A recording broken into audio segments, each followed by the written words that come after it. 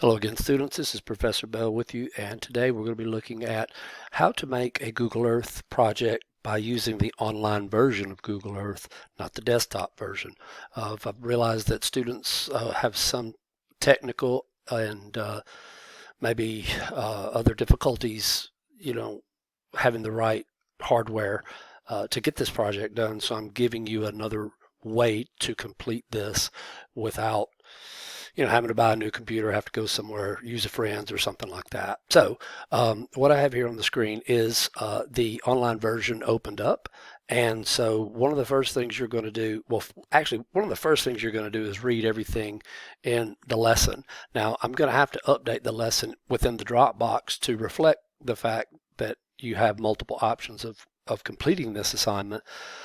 So that will be done probably sooner rather than later. But knowing what the project's about. Very often students won't even bother reading it. Will watch the tutorial like this and think, oh, this is going to be about how to do, grasslands of the world. That's not your topic. You have 4 topics to choose from. I keep updating those most semesters, and thus this is a tutorial, not a hold your hand to show you exactly what to do. So don't copy what I've done here, okay? That's a big thing. You won't get a grade if you just do what I've done here and send it to me. All right, so let me show you a couple things just to get started. Once you're at this project page, you can just click a new project and it'll start one out for you, okay? So you can open it from your Google Drive if you have. Well, I should even back up on that. To get me this project, you're going to have a Google account. You can't just up and email me the project link because it just won't work that way. And more often than not, too, the privacy settings that you have on your Google account won't allow me access to it. So if you have a Google account, make sure the privacy is set such that I can see and others can see what you've created. Okay. The other thing is too, if you don't have a Google account, they're free. Just go out, create one, and then work from that. Okay. I've also found too that the creating a KML file, at least from what I have tried to experience trying to learn this so that I can help you with it, is the KML file won't work. So let me at least show you real fast what it looks like in the desktop version. So I created one and then I added to it and tried to manipulate it and whatnot.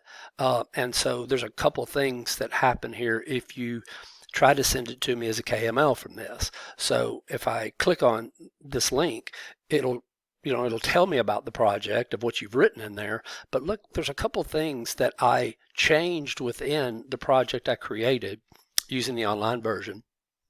And one of the grade criteria for this, there's 5 of them. Again, read that in the Dropbox. One of the criteria is to change the little marker place. It's called a place mark. The little marker away from this default push pin, the yellow push pin. But yet you see it here, so that is worth 5 points.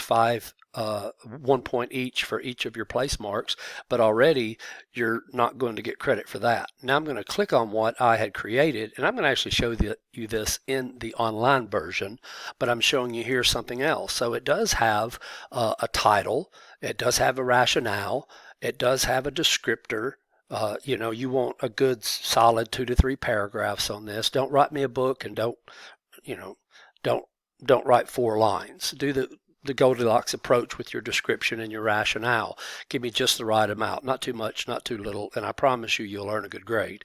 Anyway, one thing you don't see associated with this is a picture that I included as well, and that's another 5 points, 1 per place mark. So turning this into a KML file just isn't going to work. So showing you to do it this way, that is to create one in Google Drive or whatever you're wanting to do, is to open a project or whatever. This is just, you click into it, you add an untitled project. If you'll notice here, this is an edit pen, so you can click on it and call it whatever you're going to call it. My new project. I'm just going to show you from here.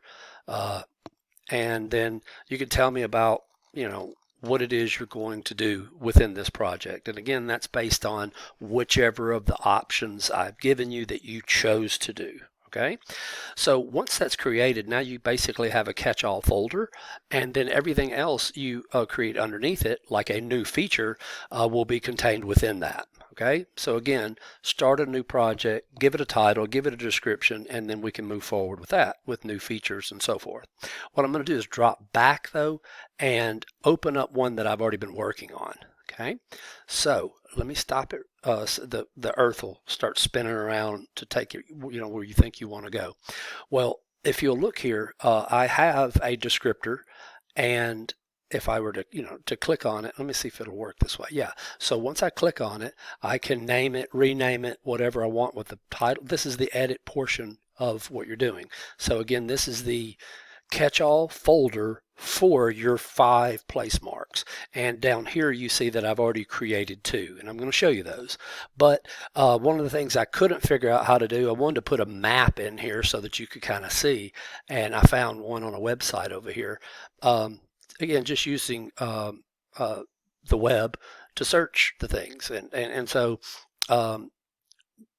you're using Google Earth, but you're using your research skills mostly here with this project, just using the technology that goes along with it. And I wanted to put this map in, but I couldn't figure out how, so anyway, but I will show you how you will put your images in here. So let me take you to the Llanos. So this is, well, first I'll show you here that what are the grasslands of the world. You may not know, so I typed it in a search engine, and voila, here we see that there are grassland, steppes, prairies, pampas, savanna, taiga, and all this other. So this would be one of my sources that I would use and put somewhere within the project. Okay, so doing the research is the main portion of what this assignment's about, but just using Google Earth to present your findings. Keyword search and do your research and document everything really well so you don't have to go back and try to find it again later. But I'll say that I decided to start with the Llanos, which is in the area of northern South America. So I'm just going to grab and turn my globe here, and this is how I will search it for you. But if you'll notice here, I'm clicking in, and it's getting me closer to where I put my which would have been a default yellow push pin, but it's right here, and I put it on the border. So this is my icon for it. Okay, so this icon, the blue symbols you see right there is what the icon is. And when you send it to me, I'm just going to click on it like this and see what you've created. Okay, so that will show you here as it opens up. I think it's waiting. Yeah, it's trying to download everything, so just bear with me. Okay, so when I open up what you've created for me, then I'll be able to see your picture, which remember you couldn't see on the other Google Earth, the desktop version. And then I've got the label, I've got a rationale. Okay, and I want to say this emphatically for you. To save time, most of what you're seeing here with the rationale and description is something I literally copied and pasted into this. I did that for the sake of expediency to just make the video. You will not do that. I don't want to see any quotations or copy and pasting.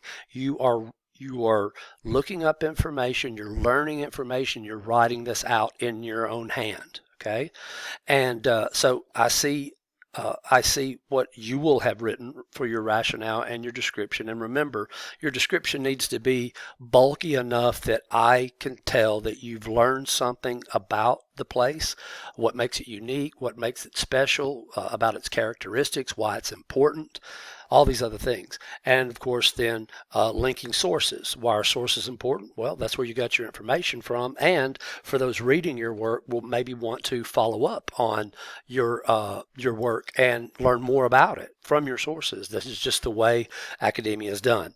Okay, so that's one of them I've made. Let's look then at the African veld. Now I'm going to click on it from here, and I think it should jet me over there so you can see where it is as well on the globe. And remember, I'm working from that map as well, the map that I showed you from this link right here. So I could locate where these places are on the map and then find them within this online version of Google Earth. So this one's appearing right here, and I'll show you how to make these unique push pins as well. But again, here's your picture, your title, your rationale, your description, and your source. Okay, so why don't we then do one for you and say, all right, let's look at the grasslands of the world and let's find something on the Asian steppe. Okay, so I'll go back to my map here and show you that where I'm looking at is this area right through here. This is, or excuse me, the prairie. They they discern between the two, and a steppe is a true arid grassland. So you really won't see hardly any trees, if any at all, except in maybe river valleys or where the water table is high. So I was looking out in this area right here, and of course it stretches across the Eurasian landscape. An easy place to go to would be Mongolia. So I think that's what I'm going to do. I'm going to fly to Mongolia. Now I can back out and just use the plus and minus to get bigger or smaller, and you can also just search stuff. So if you see this little magnifying glass here, you can click it, pop it up. I'd search Paris at some point. That's why it defaulted there. I don't know if anything will default to you, but I'm going to just search Mongolia. And so I'll just search Mongolia as the country, and this should fly me over there. And then I will put I don't need this information it's giving me, but it's got me over the country of Mongolia. So wherever I choose to put my place mark, well, that's totally up to me or you. If you're trying to show me a special feature within that, fine. That's find the spot that you want and then drop it in. So I'm going to show you how to do that now. Okay, so I've gotten a little closer, and I'm just going to do it north of this area. I'll just do it out in this area right here. Okay, so let me go back to my my project, and let's get a new feature here. I'm going to stop it from moving in. So adding a new feature, so I want to add a place mark.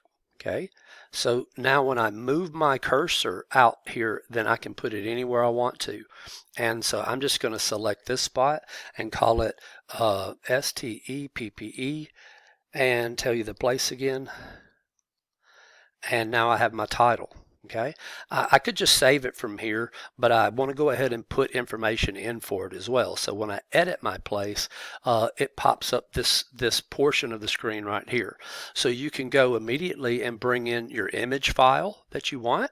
So I already have some drawn up to make it easier, but the neat thing about this one is that if you use the online version, you can even use stuff from your own photos if you have them. Say you've traveled there or something, I don't know, but you can use more than you can with just the online version. The online version excuse me, the desktop version will only allow URLs, but that's what I'm going to do here and use the a URL. Okay, sorry, one of these I thought I had set up for images, but I'll go ahead and click images here, and I'll show you how easy this is. So I'm just going to take the first one that pops up, take the one, take the image that you think represents what you're trying to teach me the best and present it. Okay, so I'm simply going to do a right click on the image and copy the image address. I'm going to go back to Google Earth here and then just simply input that image, and you got to wait. It'll load you a preview to see if it's the one you want, and you can select it, and what you'll see is it's now saved within your tour. Okay, here we remember that we need a RATIONALE and a DESCRIPTION and SOURCE. So I've already made the things that I want to use as my rationale, description, and source. And I can already tell that this video is going to run longer than I thought it might. So I'm going to have to make a part 2. So I'm going to go ahead and stop now and post this part of the video and give you the link. And then I'll post part 2 and give you that link as well. All right, I'll see you in just a few. Bye.